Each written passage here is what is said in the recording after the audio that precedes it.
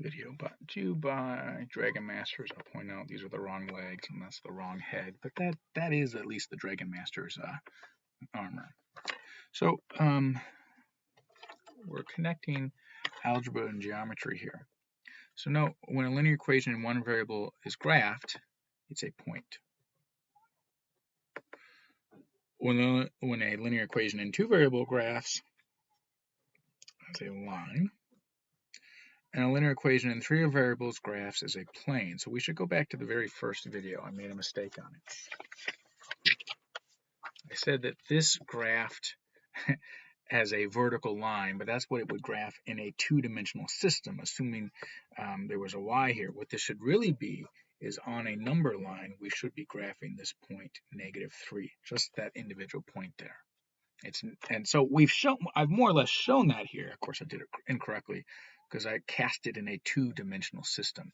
This is a one-dimensional system. When it has one dimension, you can only go left or right. All right, so what happens in these three-dimensional systems? Remember, we could do this infinitely. We could do 4, 5, 6, but beyond 3, we have no geographical representation. So in this system, we are looking at one solution. There's one ordered triplet where all three planes intersect. This one has no solution because not all three planes intersect. Two of the planes intersect, but not all three. So each one intersects each other, but not the other third. Here's no solution because all planes are parallel. So maybe I should state above here only two intersecting planes.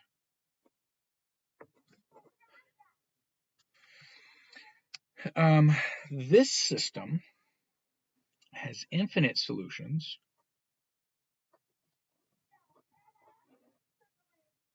because all three planes intersect at a line.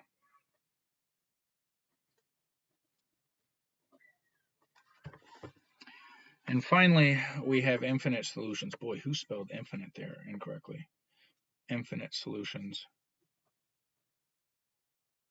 All planes are the same.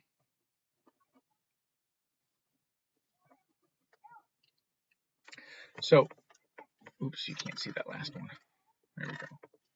So these two are consistent and independent.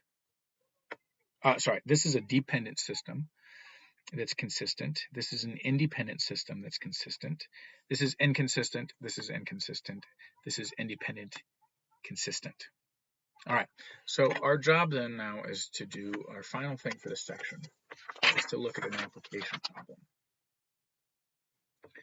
So here's a deal. This private investment club has $200,000 earmarked for investment in stocks, and they have to invest all of it. That's a key point.